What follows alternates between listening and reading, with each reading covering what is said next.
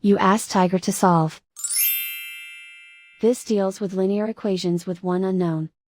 The final result is y equals 1/5. Let's solve it step by step. Group all y terms on the left side of the equation.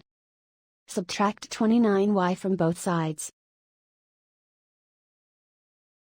Group like terms.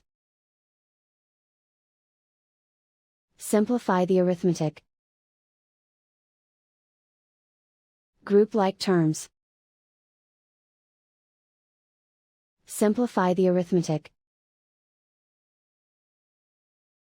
Group all constants on the right side of the equation. Subtract 5 from both sides. Simplify the arithmetic.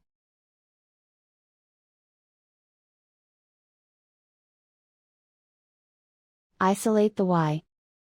Divide both sides by -35. Cancel out the negatives. Simplify the fraction. Cancel out the negatives. Find the greatest common factor of the numerator and denominator.